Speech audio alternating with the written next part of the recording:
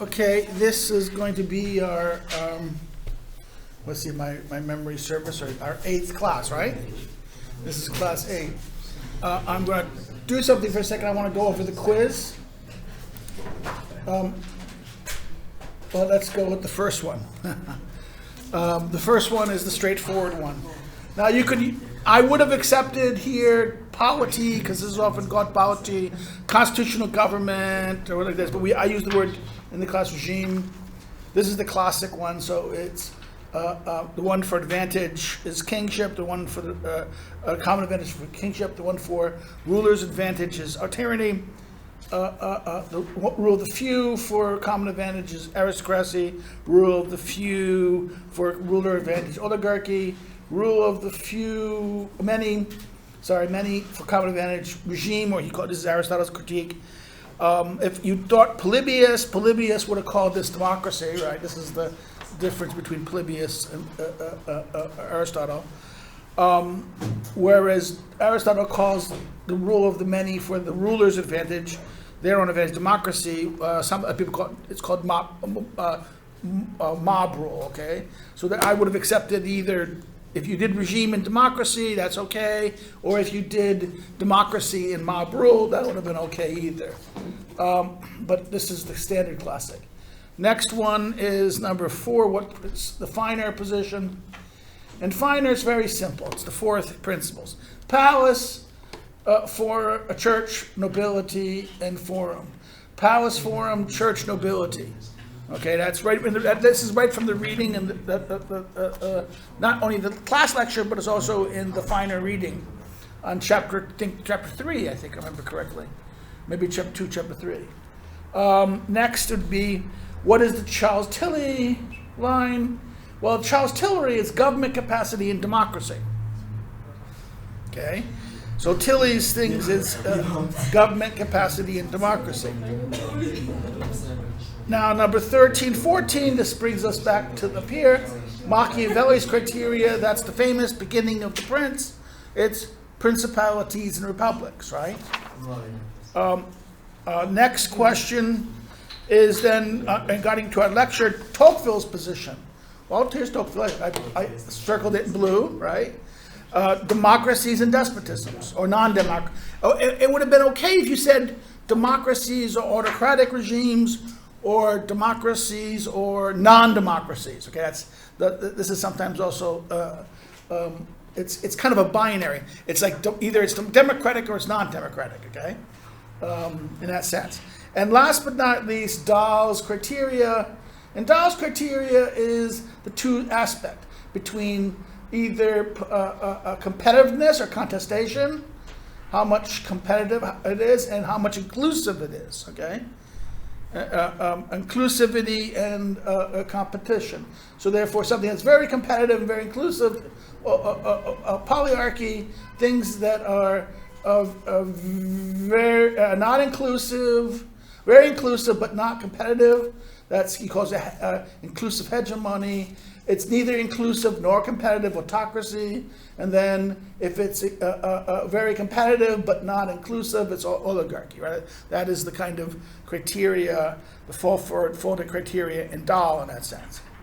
And this is why the father of that. So I kind of gave you a kind of a simple aspect in the sense of trying to recover those, the modern conceptions of regime typologies.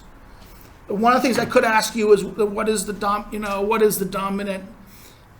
twofold criteria of most political ideology models? It's you can say it's liberty, right? Economic liberty and equality, right? Equality or equality, economics, and liberty, personal freedom. How much freedom and how much autonomy. Right, that's the twofold criteria. Usually, you create these models like that on the basis of that. Now, today we're going backwards, and we're looking at the classical model. Now, the classical model again comes again. This is the weird one. I want to say we get it from the Greek. Pardon me. We get it from the Greek in that sense. The word politeia. which many translators over time translate as constitution, as we talked about. This is the constitution of the regime. The regime is understood as the form it takes, right? The specific form of something. Now, as I mentioned here, we have weird, the Greek term, Aristotle's understanding in the Greek thinkers before Aristotle, like Plato, Herodotus. Herodotus is not really discussion of anything of regimes per se. And the earlier writers that talk about this before Plato don't really talk about politics that much. It's with Plato and Aristotle, or the Socratics, that you have a concern for the form of a thing. Okay? And this is because this has to do with physics. That Aristotle probably is more. How can I say this? Aristotle spells everything out for everyone. Okay, in his writings, and one of the things he gives in his physics is he talks about what we call the four causes. Right? You look at something for a cause of event, right? Or even to understand anything. You could understand it in the four dimensions of these four causes. The material cause, what it's made out of, right? What is the matter that it's made out of? Material, okay. Second would be what we call form, shape. The formal cause, or the shape of a thing. Or the Greek word is eidos. I mean, that's where Plato, they say this. Plato speaks about the eidos of things. Often this is called the forms in some translations, but other translations call it the ideas, like the form of a desk, the eidos of a desk. Okay, a desk has a certain shape. Okay, this is not a desk. Okay, or in other words, this is a pen. Things like these have shapes, forms, okay? But so don't political entities or types of governments have forms, okay? So this is the eidos, okay? And then the next aspect of this would be what they say is that we call it in Latin it's called the efficient cause, but we normally say it the pudding cause. That is the sequential. What happened just before it happens? In other words, what came before it? What was the thing that was before it? What was either the event or the action or the something that in a sequence of events? What was the thing just before it? The thing that that we would say it's in the Greek. It's really it's pudding. It's the thing that moves it to the next direction, and then the last cause is the final cause, or the teleological. Now this is what is its purpose? What is the purpose of a thing? Okay, so therefore the regime in many sense is the kind of a political community, right? There is in Plato and Aristotle there seems to be a connection between formal causes, forms, and final causes. In other words, the purpose of a regime, the purpose of a regime, every regime will have a certain goal. Every regime will direct a certain way of life. Every regime will emphasize one way of life, and that way of life includes understandings of what is just and what is not. What that group or that community thinks is just. That's his laws.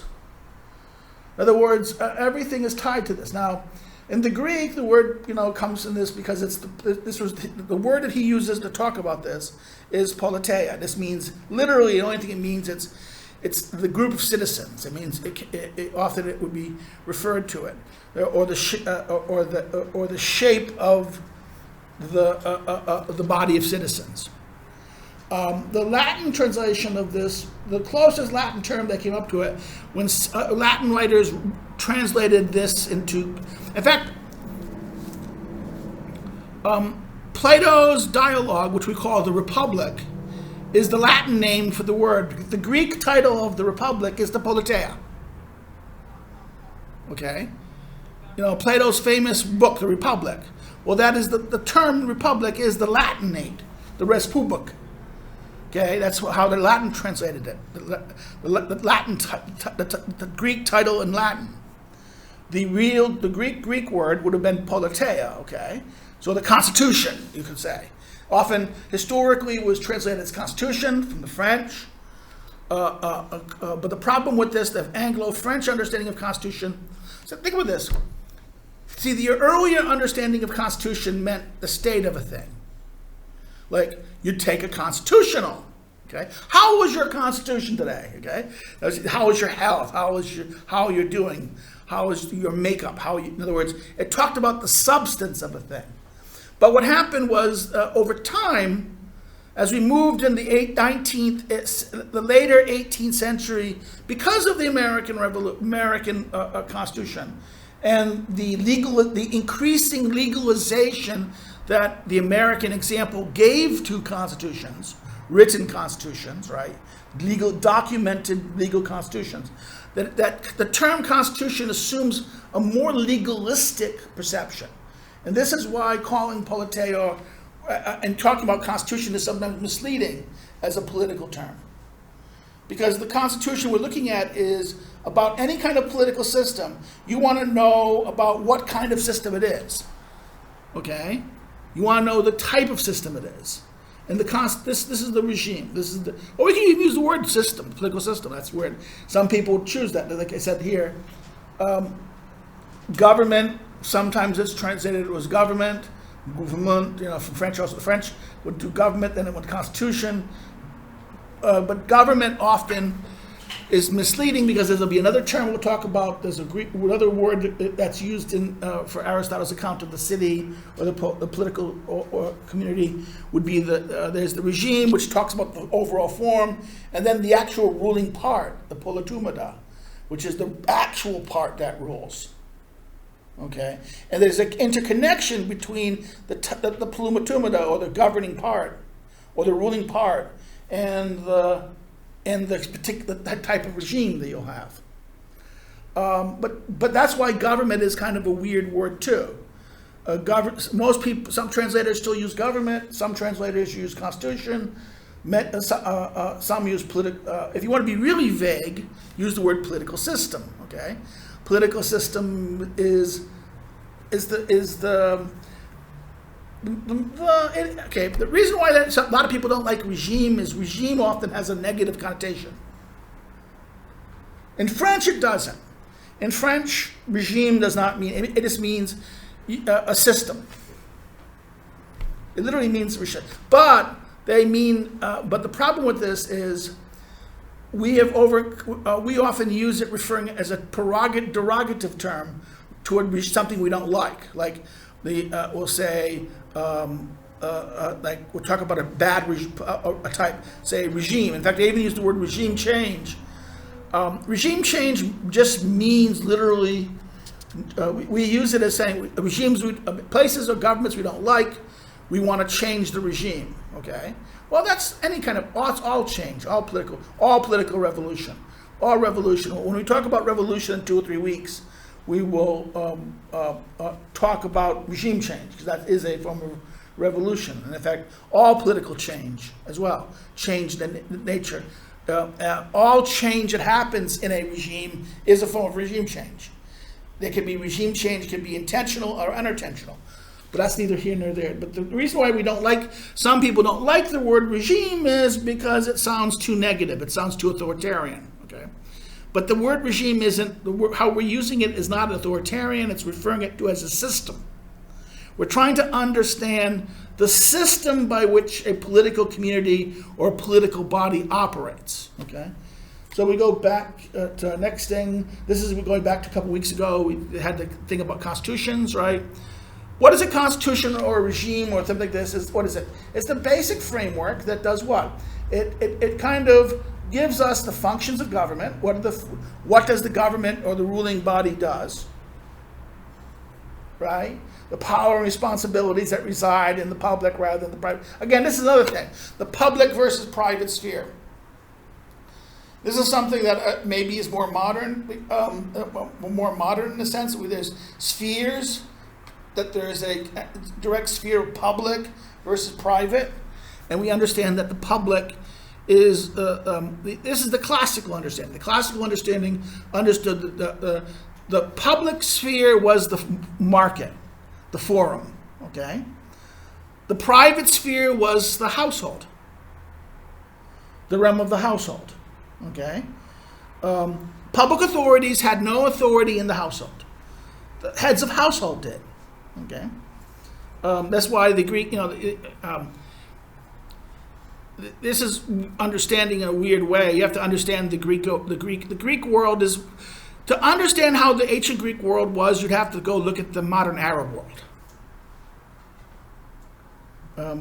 The Greeks never would allow women out in the freed women, the noble freed wives of citizens. In other words, the freed women who were status would never be caught in the public sphere. The only women in the public sphere were prostitutes and slaves. Because what was the public space? It was the marketplace. Okay? And that therefore this was where, now the only Greek city that violated this principle was Sparta, because Spartan women were running much of the life of the city, where the men were fighting and doing war. The Spartans are, it was not uncommon to see Spartan wives and Spartan leading families and leading businesses, doing their businesses in the marketplace. Now, Greek women did run this household and run the business, but they never would do the business directly. They would send slaves or servants to represent them in the marketplace, okay? Because it wasn't seen as seemly for a woman to be seen in the marketplace. Because this was the place of low business. It was dirty. The idea was this is you would not be caught there. In fact, it would tell you that you were, in other words, any woman who would be caught there would either perceive themselves, would be that they were either slaves or prostitutes.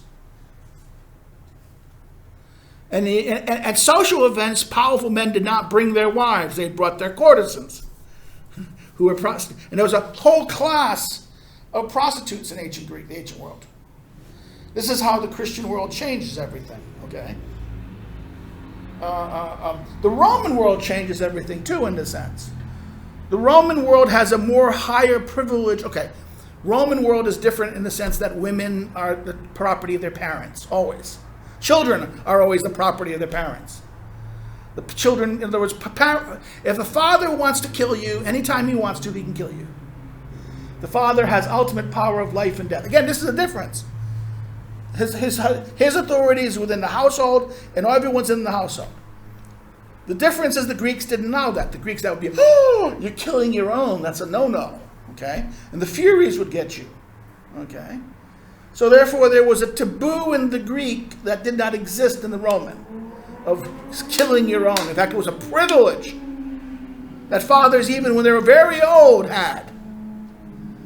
And actually what happened is, the other taboo was flipped around. The Greeks locked the women in households. The Romans didn't have to, because if they couldn't touch, husbands really couldn't touch their wives, even for adultery. You know who they had if they wanted to, they had to convince his okay. If the father was still alive, the father would decide whether the wife committed adultery or not. If their father was not alive, her siblings, her brothers, would determine whether she committed. And if he divorced her without her being guilty, he'd have to give the dowry back.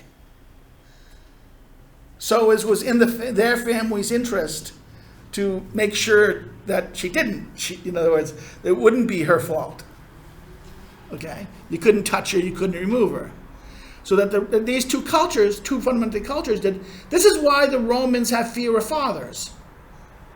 The fear, this idea of patriarchy we have, the fear of the father. This is from the Roman political culture, not the Greek. The Greek, you lock your women in the household, like the Arab world does. Okay, much of the Middle Eastern culture was shaped by the Greeks. Remember, Alexander conquered all of the Arab world, the Persian world. And this fundamentally altered and shaped it. So therefore, what is the next thing? So there was functions, instructions of private. I derailed myself for a second on public and private because these are the different spheres. We liberal societies want a distinction between public and private. The problem is the public is both the social and the political. We want to distinguish the social from the political, which the Greeks would not. We would distinguish social activity from political activity. The Greeks would not. They would see that anything in the public sphere is public, for the public good. And private actors could do things for the public good, in the name of the public good. In fact, you were expected to. If you were an ambitious person or someone who was wealthy, and if you didn't do things for the public good, you would have a very bad reputation. So you would hold great parties, hold great events, form schools, build hospitals, do these great endeavors. If you were wealthy and had lots of resources, you would to show that you were a good citizen, you would do great things. That it wasn't the city who built them.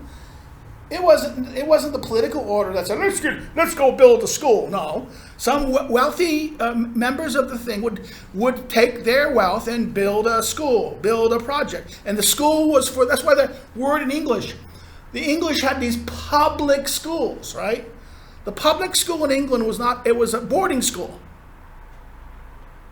A private boarding school for the public. Okay, those who could pay the fees. And sometimes they would even have church endowments for people who were poor, or families that were poor to go to the schools. Okay, this is how there were trusts set up and things like that for these things. So again, this is that one thing: the structures of public and private, the functions of what is to be done, the structure of government. In other words, the institutions and mechanisms that constitute the framework of government. And last but not least, the procedures of government. The constitutional frame or the regime frame, this is one aspect of it. Now, here I go,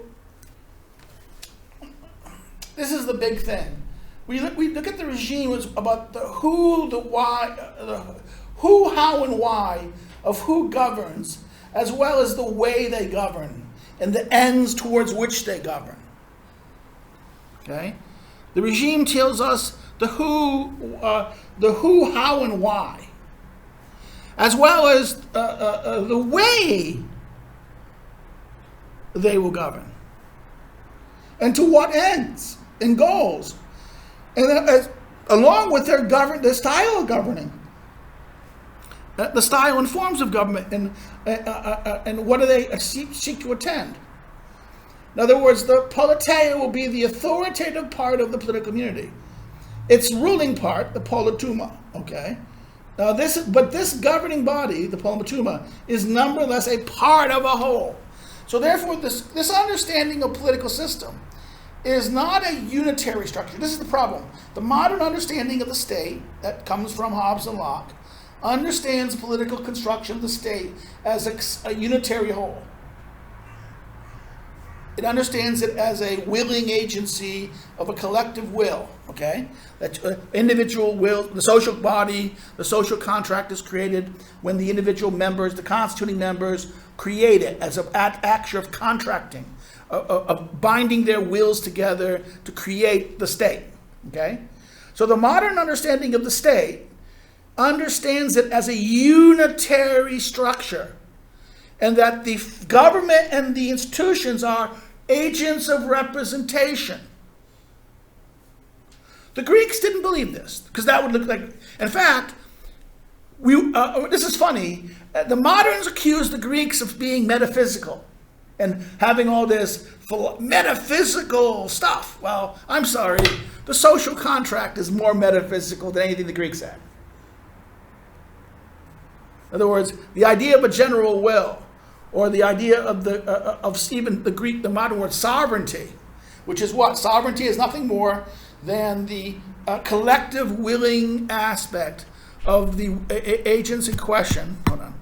The agents in question exercise power. In other words, it's the product of the general will, of the collective will of all the membering parties to act, to decide, to choose. Okay?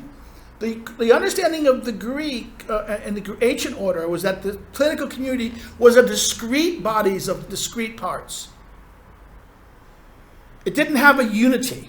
Okay?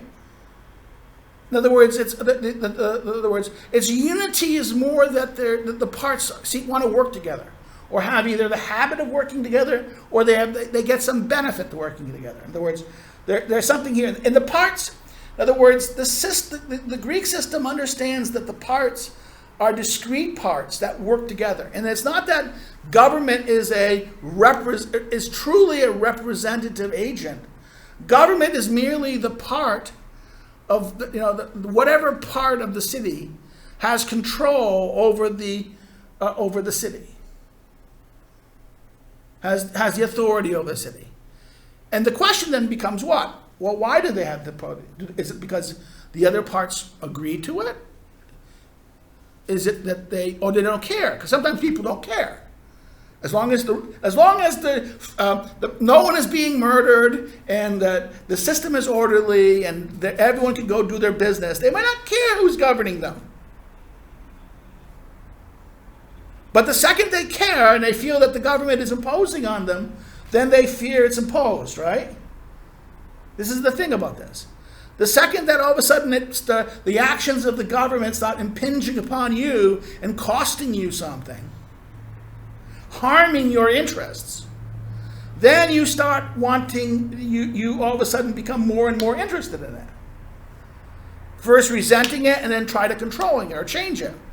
Okay, that's the nature of the, therefore this is the thing, contrary to Hobbes' teaching and the modern teaching that this is that government represents the whole body as such.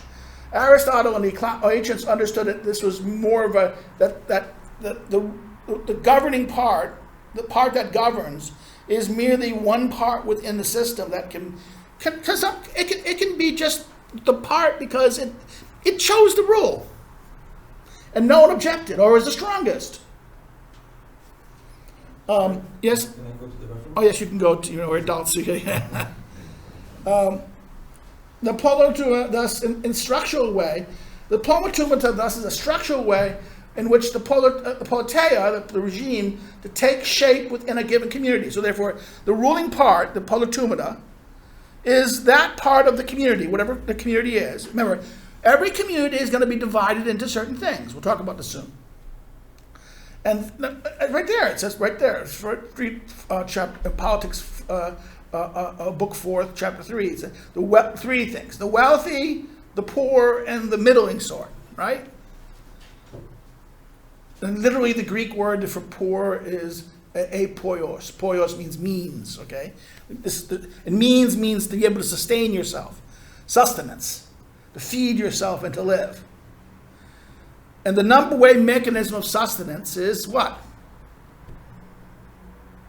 What is the most common form of sustenance there is?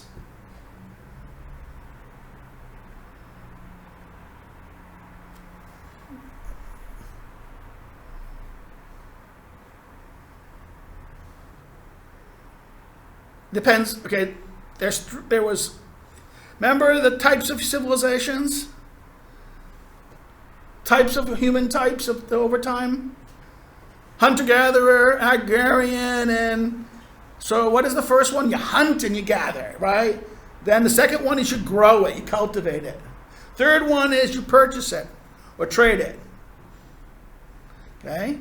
So that's now think about this. Resources are the means in order to live, to feed yourself. So what does that mean? It means you have either money or land. Someone with a lot of land and a lot of money, they are well resourced. That's why it's oupios. Lots. The Greek word anything with a U in front of it, means lot, well resourced. Have lots of means. The poor are alpha primitive, Aprios. So that means what? Without means, no means. What is, if you are without means, what is the only means you have? If you don't have land or money, what is the only thing that you have that you can find a way to get food? Work. What? Work. Which is what is the thing that you have that allows you to get your work? Body. Your body, exactly. In other words, the poor only have their bodies. If you have to sell your body, you're not free. Therefore, a person with land and money are free. If you have to sell your body to feed you,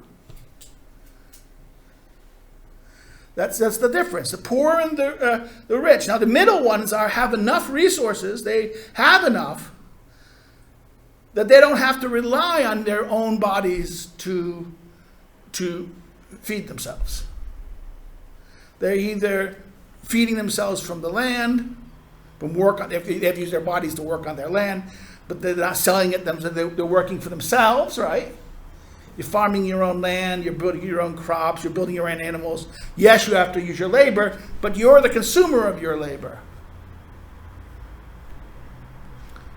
Okay, that's the difference in that sense. And this is what determines, in one sense, the structures of the first structural division of any city. The rich and the poor. And the middling sort. I have a question. Yes? So where do people that steal go? Under which category? What? Like people who stole stuff. Well, that you become a threat to the community. So what happens to you? I mean, think about this. Why did they form leaders? The leaders were normally people to protect people from people who stole. In primitive society, theft would be punished either two ways. One, within the group itself by peer pressure.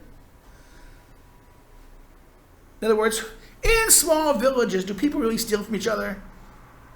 I think it's possible, But if everyone knows it, and they'll snitch on each other, and there'll be punishment.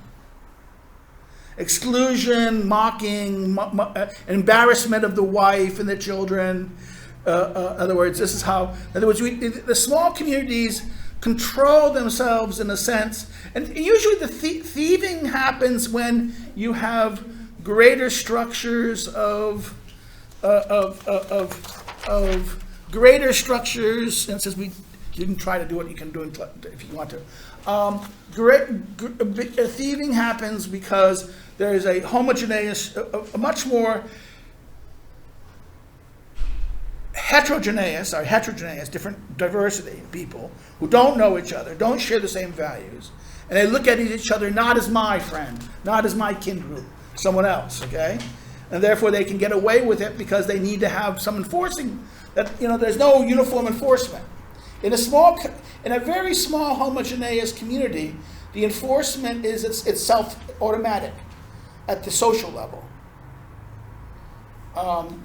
When in a larger society or a larger city urban center where there's lots of people who are not the same, are not from the same kin groups or family networks, what happens?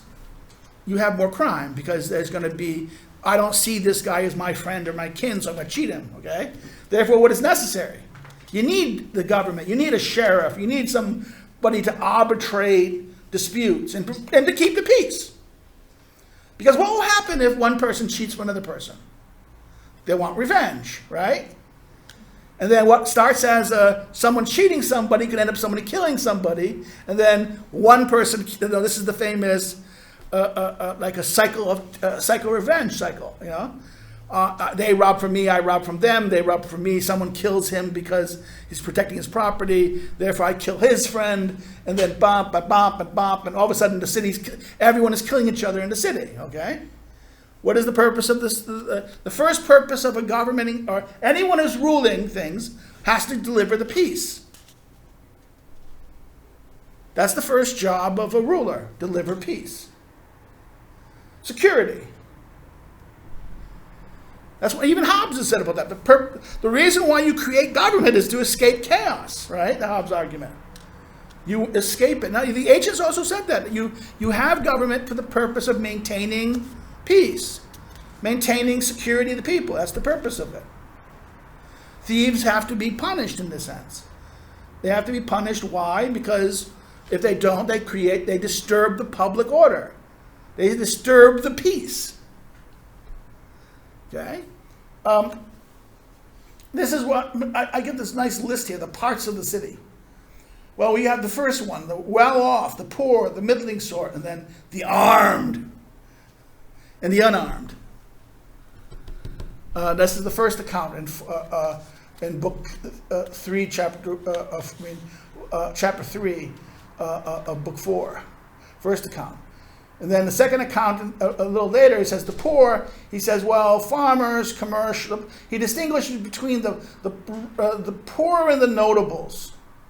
And I think the numbers here got wrong here. I didn't notice this. The poor is divided into 3 groups: the poor, the notables, and the discussion of the middling sort, which he talks about.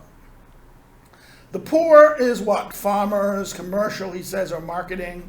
The workings, that is their body, and then which then comes up with the question of one. He does not distinguish here between artisans and the artisans, craftsmen, and then the people who deal with the physical laborers. Okay, this is this count, and then he talks about the notables. He says a difference based on the wealth and the extent of their property, and what determines this. The other difference is family, how family ties.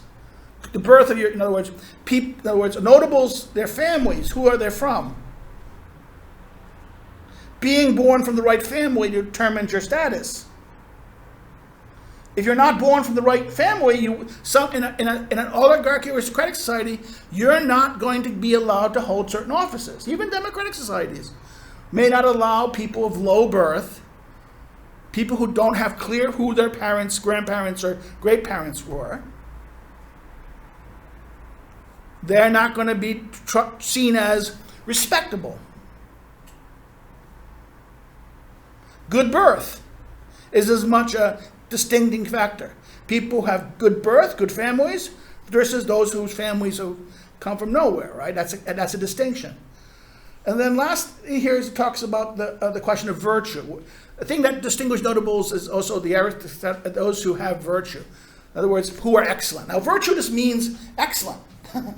It means those who have good skills. So therefore, someone who's a good warrior, who's a good fighter, has a virtue, his courage and his work, will distinguish him, and this will be a person who will distinguish themselves from everyone else. A star basketball player is an example of virtue in this sense. Why? Because in other words, his performance distinguishes from the others. This is what virtue means. Virtue is the doing of things so right that it distinguishes you from other people. In other words, the virtuous are different than the average because their actions distinguish them. Their character distinguishes them. So therefore, there's a nobility of virtue. So there's a nobility of economics, means, right, resources, of family, of birth, and of virtue. Now again, in the book 4 and book 7, there's this famous account. He says, well, what about the parts of the city? What are the parts? He says, well, the multitude, the farmers. The multitude, he talks about the different multitudes. The multitudes of concerned with sustenance. You need people who feed you. Trust me, no city can survive without people feeding you. You need what? You need a working element. These are the ones who are concerned with the arts. In other words, these are the craftsmen. The skilled craftsmen. Then what is the marketing element? People who trade and sell. Next, the laboring element. Those who have to use their bodies to work. And then the warrior element, he then talks. And at this time he says, it's very interesting. He makes a very interesting thing. The warriors can either be a separate class in more primitive societies, but but they can also be one of the other classes. What makes the Greek cities very interesting, the political city happens is when the multitude becomes the warriors. The citizens become the armed. The citizens are the warriors. They're the armed. This is the idea. The citizens are armed. A free society is not only a society that doesn't have to be slavish, that doesn't have to labor all their lives. They have other people who labor for them, or they run farms. It's better to run a farm. Why? Because you have to labor for it, but what? It's yours. You labor for yourself. This is the life of a free person. A physical labor is always a slave. He's always dependent upon others. He has to sell his labor all the time. It is a mean life. No one should do it. That's the aristocratic, this is the people argue the aristocratic character of ancient thinking. You're not free. The free people are not people who are free from toil. Now, but he's saying the farmer's not free from toil. Yeah, but his toil is his own. And the danger here is that it's the next part. And then he talked about the armed element. The armed element is that thing. Now, in this account in book 4, in chapter 9 through paragraphs 9 onward, he does this weird thing. He mentions the 6, but doesn't talk about it. It's omitted. He then mentions the 7th item. He says that the element of the city that performs public service by its property, the well-off. In other words, the very well-off, they provide public service by their resources and wealth. If you don't have wealthy people, you can't have a society. In other words, it won't be beautiful. It won't be good. If you just have poor people, farmers, and things like that, what's going to happen? You can live well, you can live, but it's not going to have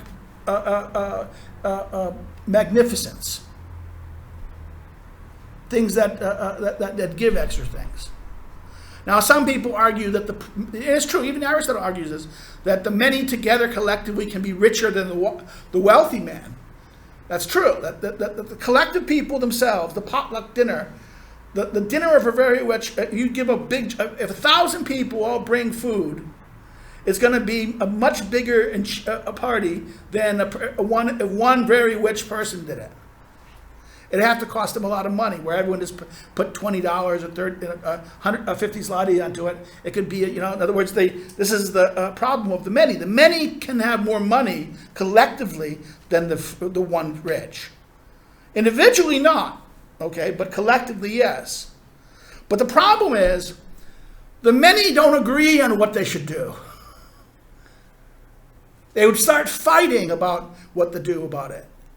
And that's what politics happens. This is why politics happens. Disputing. And therefore, whereas the person who has his own wealth can say, I'm going to build a school, I'm going to build a hospital, I'm going to build that. He doesn't have to negotiate with the other people. He can just deliver the function. Therefore, this is what benevolence is. Magnificence and benevolence is of the wealthy. And this is the problem. Your rich people suck. I'll be honest with you. Polish elites are greedy. And American elites are getting that way too. I hate to say this. The old robber barons of the old, right? Everyone complained about how horrible the robber. They built universities, they built schools, they built public libraries. What is it? What is the guy? Not Carnegie. Not Alger. I see Harry Joe. No. Yeah, it was it Carnegie? It might have been Carnegie. Carnegie. Yeah, the guy talking about his life. He was a Scottish peasant, Scottish poor person, come to America, becomes really wealthy. Carnegie basically gave every small town libraries, public libraries in America. In other words, and his goal was he tried to, as he was getting older in life, he decided to give his children only a certain amount of money, and his wealth, what he tried to do, he tried to give it all away. He failed. In fact, the last thing he does is create the Carnegie Trust, which is still one of the richest trusts today, multi-trillion dollar trust. I think it's several $billion. It's a huge amount of money. So therefore you have the very wealthy. Then what is it? Then he talks about the magisterial. These officers who do public services, the offices. And then what? Then we talk about those liberal development. Now notice 8, 9, and 10 of his list tend to be really public functions. What we would consider what? Division of powers. The offices are people who deliver services. Those people who are chosen either now in aristocratic culture and oligarchic culture, these are going to be done by families who do the function.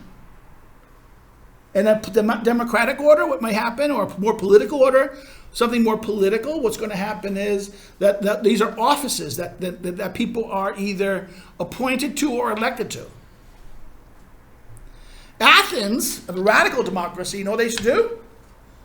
You know how the Athenians elected people for offices every year? Lottery. All the citizens were in a lottery. And except for generals, only 2 offices didn't have lotteries. Generalships, military posts, military commands, and the other one was bookkeeping and accounting, treasury. Those had to be appointed. They had to be someone who's the council board, the board of the ruling council would appoint someone. The people would then either go up and no, yes, approve or not approve. But all the other offices were citizens were filled. And then the end of the year, when your time was about to give up, you'd be audited. And if you didn't do it right, you could be killed. In other words, if you stole, in the Greeks and Romans, the punishment for public corruption was death. So there would be a trial. As you leave your office, before the next, just as the election is about to happen, there would be a review of a certain board of people who were priests would look at, and this, remember, it's not Catholic, and this is the temple gods, would go to every of these office things and look at what was done. And also any citizen could make a complaint and that's the other thing about Greece. There was no lawyers per se. Everyone accused anyone else. So if you didn't like what you were doing, you could go to the court and say, he's a crook, or she's a crook. We wouldn't have any she's back then, but you'd go to the court and say he's a crook, and you'd give your evidence. The citizen, the big giant assembly would hear it, and they would rule whether the person was a crook or not. And they would then, if they found him guilty, then they would have a discussion, what should his punishment be? They'll publicly debate the punishment. Hence why Socrates got in trouble. Socrates was accused by 3 accusers that he was corrupting the youth and bringing in new gods to the city. And every day they would have, the assembly would first hear, the public assembly would first hear decisions of the votes to make the votes to decide on things. And the assembly was really weird. The assembly could seat only about 15,000 people. So the first 15,000 people who grabbed the seat in the assembly got the pay for it that day. So it was at so many seats. The assembly building had so many seats, and all the citizens who wanted to go there, it was very self-selecting. The poor would go definitely because it's money. Enough to live for a day or two. So therefore, the rich, it's kind of stupid. Why am I going to waste money? Unless it was in your interest to be there to vote. And then you'd pay your friends to go to vote, get up very early in the morning and get in line. Maybe beat up a couple people to get in the line earlier. Okay.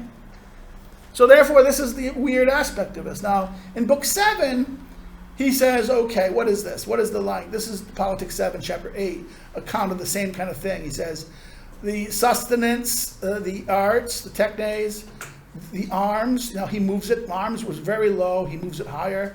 And he goes, those who rely on funds may ready supply of funds for the to provide themselves with military needs. Therefore, the wealthy. And then this is the first time this is done. This is the fifth and first, he says, a superintendence of the divine, priests.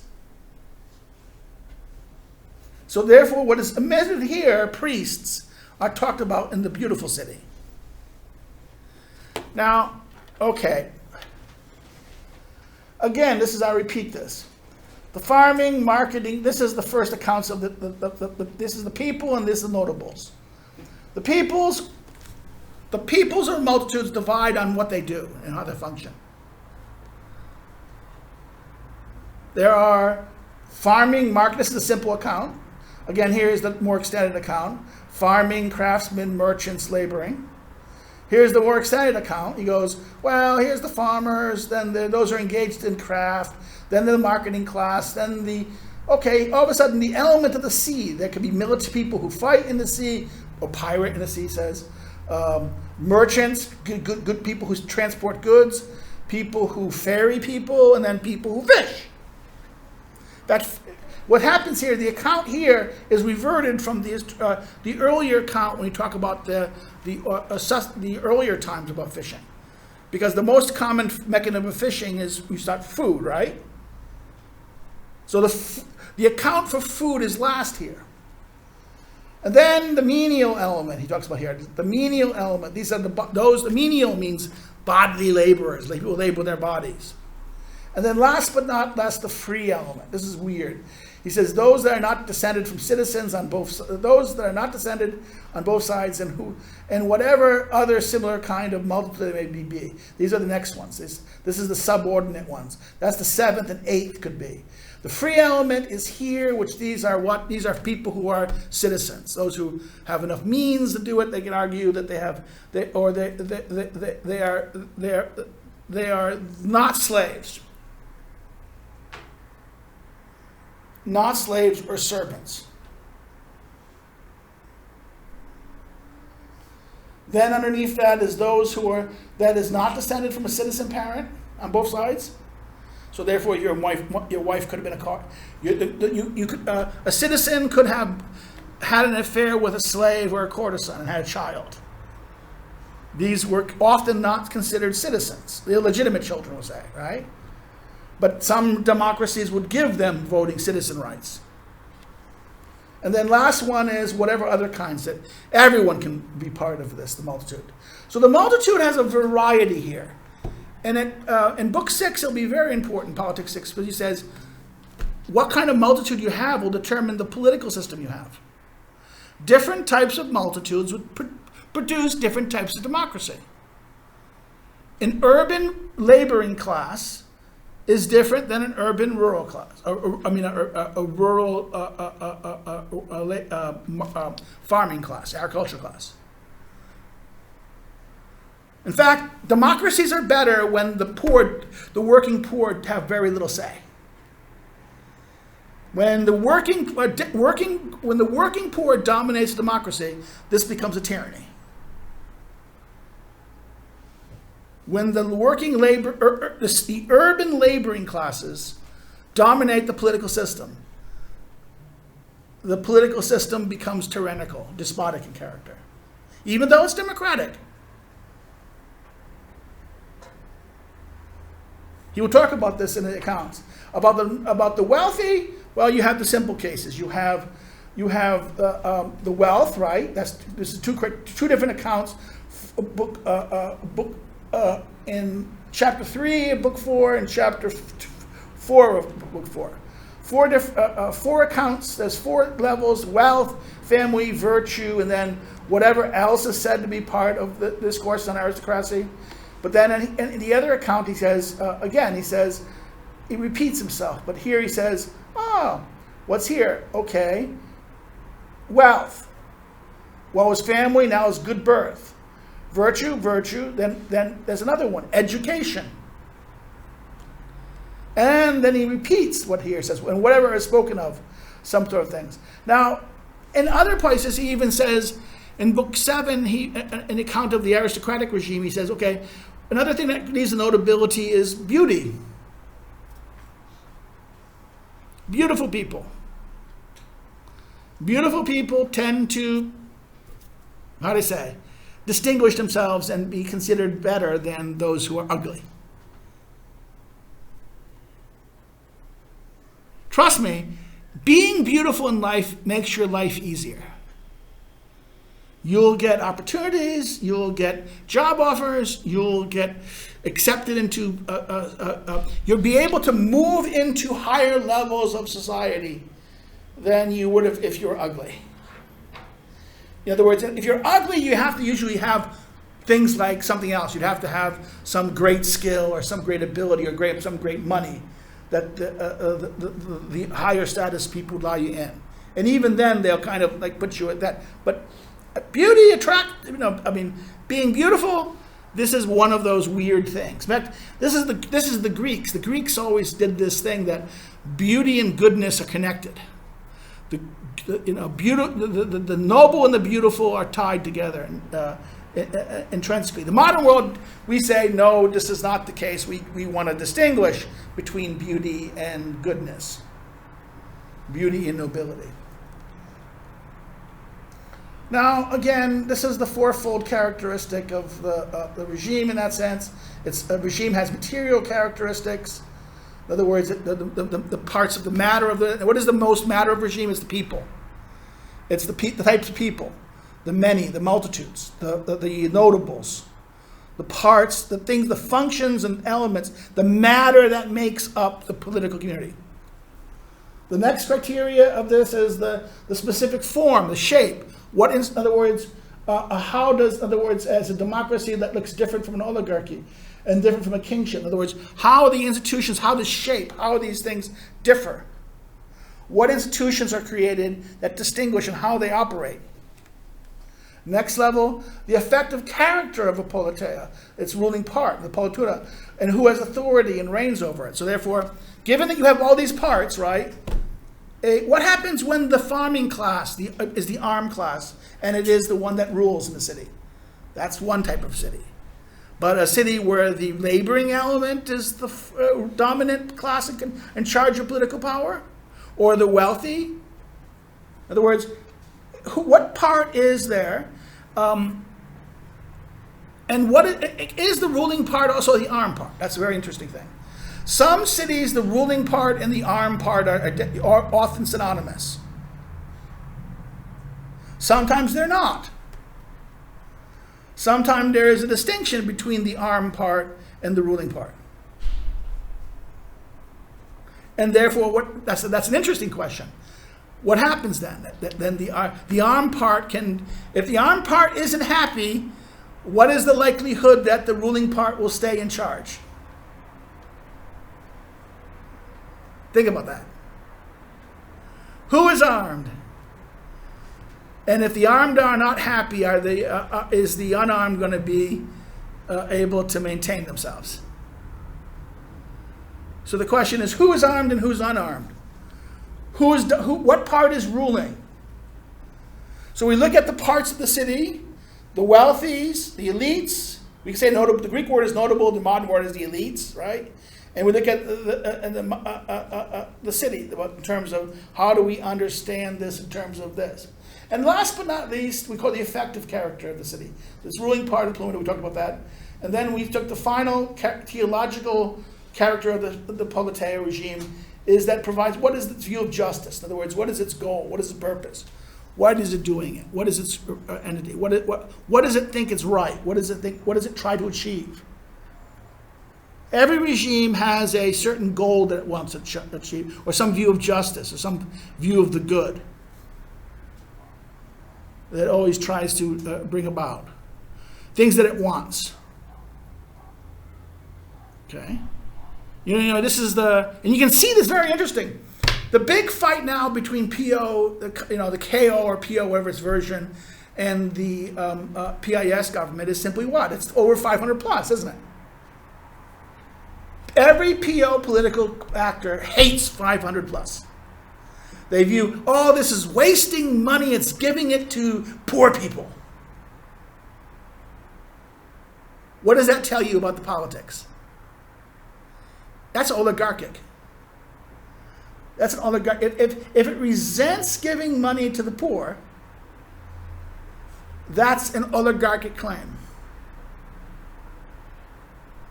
So you see, it's a tension. We can see the fight in this between the wealthy and the poor in this. But then different types of poor. Remember, there's different types of poor. There's, in fact, we have to understand demographic differences of certain types. What kind of poor does this kind of 500 plus support? Married poor with children. Not single mothers. By the way, where do single mothers tend to reside? In the rural areas or in the urban areas?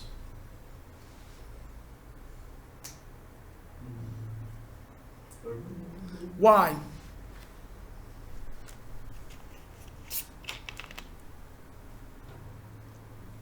They became single and first they established themselves in No, also because divorces are social. Smaller villages can use pressure to keep people together. In other words, family, peer. Small villages are very, how do you say, repressive. And the ability of the social kin to enforce norms by peer pressure and because everyone knows each other, gossip, peer pressure, exclusion, humiliation, bullying. Bullying is the number one form of, bullying is a very powerful form of social control. Don't underestimate it. And people who always want to fight bullying don't understand that yes, bullying is important for young people. Why? Because it allows young people to overcome it. And they don't know, if they never have been bullied, they never know how to overcome a bully. And it's useful to know the character of people. In other words, let people reveal their characters. A bully is always going to be a bully. Let their characters reveal themselves, so people can know their characters, and that therefore you can. And what happens is people can learn how to overcome them. That's and learning how to overcome them is one of the most important lessons that free people need to know, learn to do. If you fix everyone's problems for them, are they ever going to be able to handle their problems themselves? That's the problem. You need to let children are going to be future citizens. If they don't know how to handle problems and how to resolve them themselves, how are they going to do it when they're in charge? Who's going to take care of them when they're in charge? If they don't know how to do it. That's a dangerous moment. Think about that for a second. People who not have been taught how to do it, all of a sudden now are in charge of things. Think of what the danger what that will mean. That's again, this is the weird aspects of these things. The counterintuitive aspects. Oh, why is that coming here again? It's popping up again. I don't know why. This is the classic point. The number of variety of regimes equal to the number of the parts of the polis. I can actually reverse this. In other words, the number of parts in a polis, right? All the different parts, all the different elements within a polis, the different multitudes, different elites. I mean, okay. What determines the elites? Their way of life, right? The individual way of, if the individual way of life of the multitudes differ, right? A farming multitude, a laboring multitude, an artisan multitude, these multitudes are going to differ from each other because their way of life's differ. But what about the rich, the wealthy, the multitude, these people? Won't their ways of life differ too? Yes.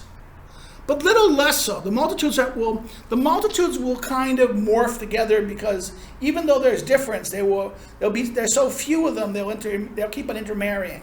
They'll keep on getting together, okay? The elites always will get together in a grump like this. But at one level, the elites are different, okay? Ranching elites are different than commercial elites. A ranching elites will often tend to not have the same, they will not tend to like urban areas. Ranching elites that emphasize horse, that grow animals or own cattle.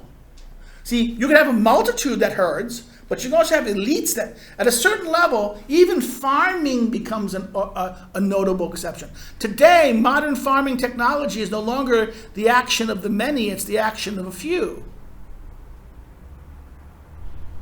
Particularly in America.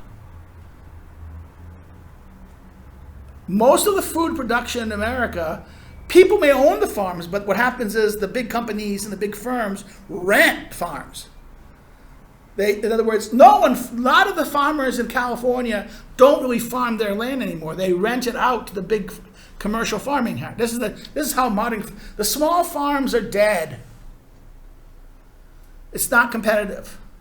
So what happens is the small farms don't farm it themselves. They give their land out to commercial firms who do the farming for them. They rent the land, and therefore they have money, capital, great. But then they don't do the farming, the companies do the farming. Okay? That's now what? That's changed. Isn't that change? You're no longer merely a farmer, you're now a capital owner who is simply just enjoying the capital that other people are laboring on. You see what happens, how something over time, a group over time can evolve its status. And therefore the regime will change. A farmer democracy over time will become aristocratic.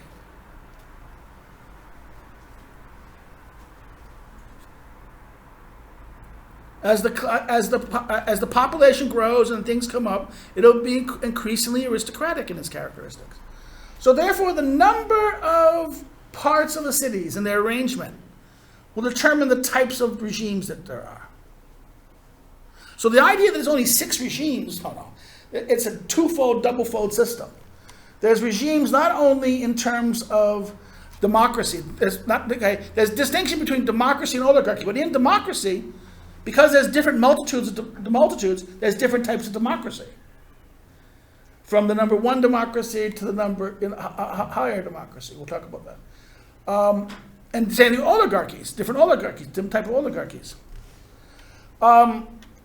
This account of here, the 2 listing of here, would be the account of, this is the famous account of defining 2 listings of the governing parts. The aristocratic is what defines aristocratic virtue. Oligarchic, okay, this is wealth. And then the last is the rule of the people, which is freedom, okay? These are the characteristics, this is that characteristic. Then the second account in the next paragraph, see, this is in book 4, chapter 8, paragraph 7, book 4, chapter 8, paragraph 9. Freedom is put first, so the last was made first. So what is the characteristics of the governing principles? See, it was virtue, wealth, freedom. Now it's freedom, wealth, virtue. The list flips. That's interesting. What was first, virtue, becomes last in the second account. And what was last becomes first. And this is interesting. Why? What do you think the difference of this account and that account is? Easy, the perspective of the actor. It's going to be, this actor is going to be first, is going to be what? The aristocratic. The aristocrat will look at virtue. Someone who thinks himself as an aristocrat will understand it in terms of virtue. Virtue would be first. In fact, even the oligarch thinks money making is a virtue. So therefore, he will not see him as an oligarch. He will see himself as what? Aristocrat, virtuous.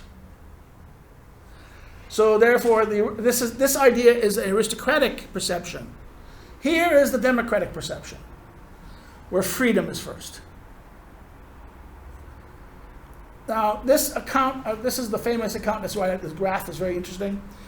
There are 3 accounts of, in the politics of Book 4, there's 2 accounts of the democratic regime and 1 account in Book 6. What's so interesting about the first account has 5 types of democracy, and the second account has only 4 types. What happens is this one disappears. The first type of democracy is everyone is equal to each other. Now, some people argue that this first one is basically what he calls the regime called regime, or polity would be another translation of it. This regime is the early primitive life of the city. This is the first form of that everyone, all the citizens act together. Everyone in the community is a citizen. Everyone is a citizen. They act together deliberately. This is the earliest stages of democracy. Then the next stage is then all of a sudden, oh my God, there's, we have some property.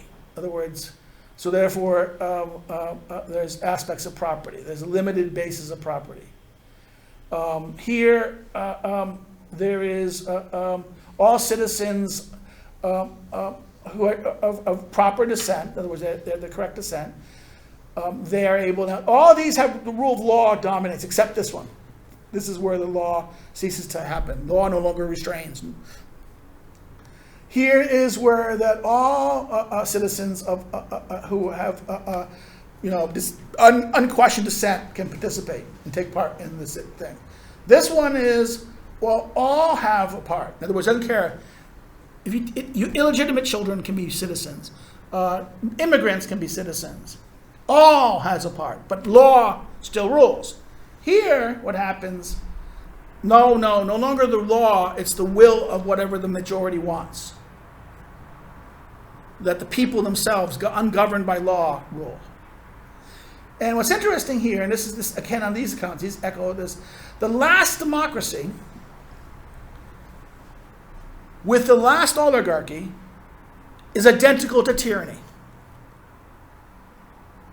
It is he has a term here, that in these these lower regimes, what will arise is a thing called a demagogue. Now, the word demagogue literally means a popular leader. Today, we hear demagogue today, it's negative, right? We think a bad person who uses rhetoric to fire the people's passions. Well, the Greeks, the demagogue only meant popular leader. In other words, any political leader is a demagogue. Any popular political leader is a demagogue. Literally, in the Greek word. This is a case where the people it's like, what's the difference between a politician and a statesman? A statesman is a politician who's been dead for a long time. Okay, what's between a politician and statesman? The guy I like is a statesman. The guy I think is corrupt is a politician. Right? This is some of our understandings of things. Here, a demagogue is understood as people we think we don't like. But the danger here, there is an element of danger. Demagogues are dangerous because how does a demagogue rule? Demagogues rule by flattering, he says. These demagogues flatter the masses. And they rule the masses by flattery. And therefore, this is what's dangerous in that kind of sense. This is the argument. And this way, Nazi Germany is a democracy.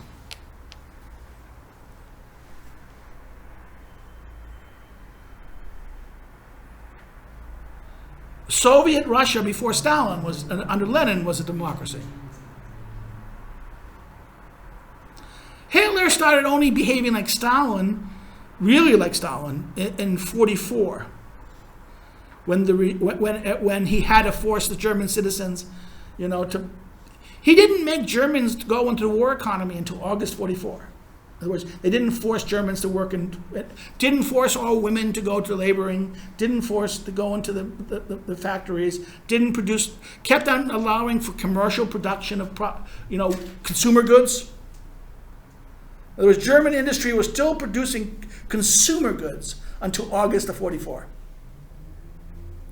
As of August of 1944, that stops. all German economy now is producing war goods. Total war footing. Why? Because if he did that earlier, he would probably lose support. Now it's a question. Everything's you have the Russians breathing down on you and Americans breathing down on you. You can't worry about the people at this stage. So therefore, these are the elements of these kinds. This is the nature of this. Again, here the book 6 account is more sociological. The farming. This is the first one is that everyone's equal in that sense. The second one is the farming multitude is the best people, and then there's the next of the next multitude, which is laborers, and the last one is okay. This is the worst one. No law, and it's everyone and everyone's involved. Anyone can participate. Citizens, non-citizens, everyone can participate. And what happens here? This is the rise of popular leaders and demagogues. So therefore, this is the democratic accounts. The oligarch accounts is, again, very simple. And book 6 account of the oligarchy is basically echoes this. It's not any really difference there. It's the first one is very similar to the second democracy, the farmer democracy. This is what that the settings that to be a citizen you have to have some property. So there is a similarity in the first accounts to the early democracies, the two accounts of democracies. That there's a minimum setting to be a citizen. You have to own some land. Now the earlier autocratic, that the amount may be a little higher, the land might be a little more, but it's relatively the same. The assessment is low. The assessment of how much land you have to have its value is relatively low. What happens here? The assessment of the value of the property to be a citizen shrinks. So if democracy, the tendency of democracy is the expanding of who can be a citizen, right? In oligarchy, the tendency is to have a shrinkage of who can be a citizen in the variety. So there's oligarchy, democracy, but then what happens? Within democracy and oligarchy, there's a different mechanism. There's an expansion of participation in democracy, and then in the oligarchy, there is the constricting of participation in the later oligarchies. So that the last two oligarchies, they're dynastic. The last two oligarchies, the third and the fourth. What happens is that father inherits from son. Only the very wealthy families are able to do it, and father will inherit from son. Dynastic oligarchy. And what's so interesting about this last dynastic oligarchy is that, no kind of laws, that the law no longer governs it, no restraining law, it's whatever they want, and it's very similar to the last kind of democracy. Now in book 6, that is the same account there. That is, we have the structure of instituting democracies. He spends a lot of time on democracy. He spends very little time on oligarchy. And then he deals with the question of the multitude, and he deals with the offices, which we will do again. And last but not least, this is the classic thing of kingship. It talks about, I'm not going to go over this, it's not really important, but this is the type of kingships. This is from book 3. That monarchy has this variation of types. He gives that it starts out with 4 types of democracy, kingship, and then he goes from 4 to 5. That's number 5 there, and then the 5, because he adds Pam Basileia, which is kingship over all things, and then he all these first 4 and these four